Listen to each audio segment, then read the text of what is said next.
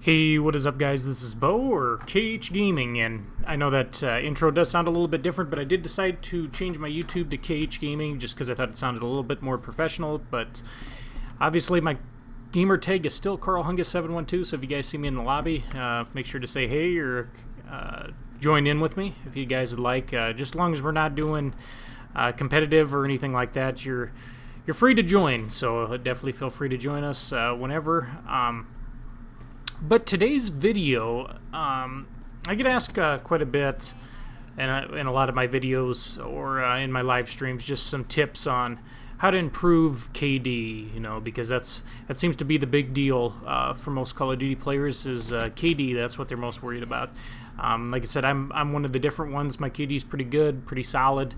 Considering I don't play as often as I used to. I don't play as much competitive as I used to, so I'm not quite as sharp as I used to be. And I'll be the first to admit that gladly, but like I said, with work and everything, and with all the other guys being so damn busy, we don't get to play the competitive tournaments and things quite as often. So, but one thing I get asked a lot in live streams and in lobbies is what can I do to improve my kill death ratio in a game? And there's quite a few different things to do. Like I said, I'm an assault rifle player. I really always have been. So basically, I do play for KD, even though I don't really do it intentionally. But your style of play when you're using an assault rifle typically lends itself to a higher KD type of game. Obviously, with an assault rifle, you don't want to get up close and personal to people, because if they have shotguns, if they have pistols, if they have submachine guns, you're going to get absolutely fucking destroyed. No matter what assault rifle you have. There are a few faster firing assault rifles. The HVK is a really good aggressive assault rifle. The ICR is not too bad. And the Man of War is probably the best if you want to be more of an aggressive, in-your-face type of assault rifle player. Put the Man of War on. It's not really a good long-range gun. It's more of a mid-range, close to mid-range weapon, just because it does kick a decent amount at long range. But as you guys will see, in this gameplay, I'm using the M8. I believe I have stock, long barrel, and grip on it. Typically, I don't run grip on precision weapons like the M8, but one thing I've noticed, it seems like in this game, and I think it's Karma's the professional player, one of my favorites. I think he always runs grip on his M8, and I've just noticed that it seems like I get a few more one-burst kills with the M8. I don't know I'd like to hear in the comment section if you guys feel that way too, but I don't know, I feel like I get more one-shot or one-burst kills with the grip being on it. It feels like it's a bit more accurate. I noticed the burst fire M8, it tends to kick up a bit when you're trying to go for headshots and things like that, which I wouldn't advise doing on this game just because there's not toughness in it. That's one of the things that's really irritated me with this game, is the kick's a little harder than I'd like it to be when you take a few bullets, but that's just one of them things.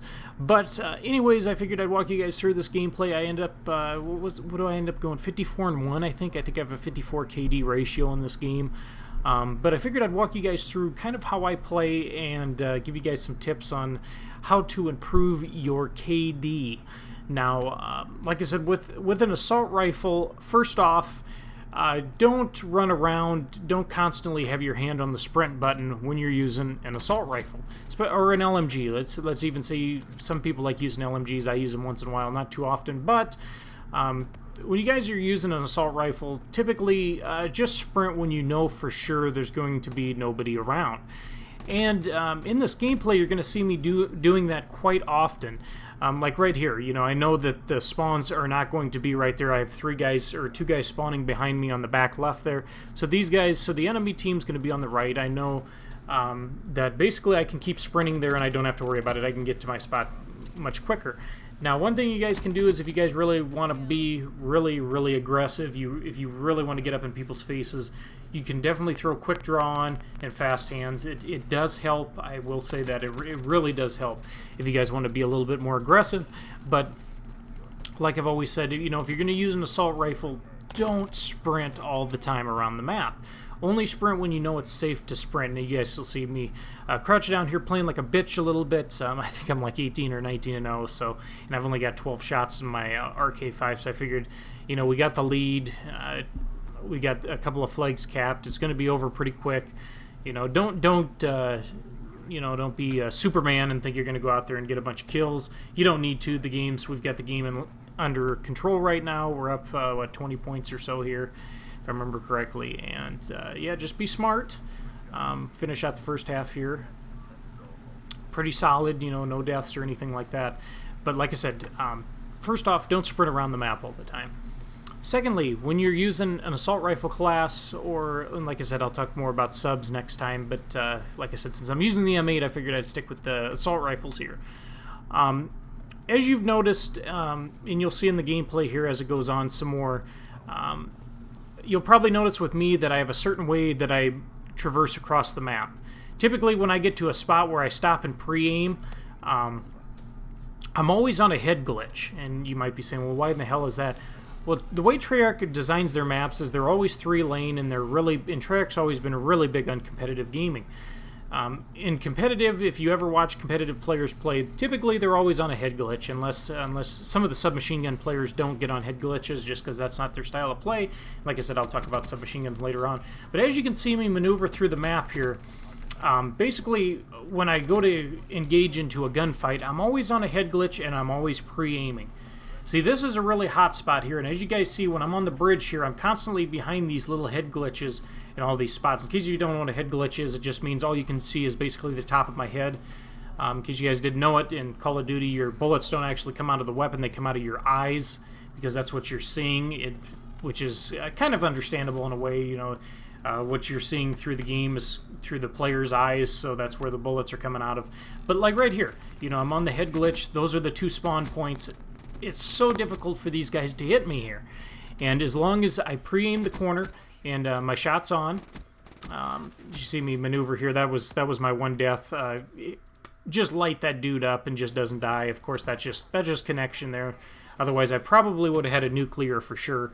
But like I said, as you can see right there, I stop for a second and get behind that head glitch. I pre-aim the corner. Now, as you guys can see too, when I'm not on a head glitch, I'm still pre-aiming corners all over the place.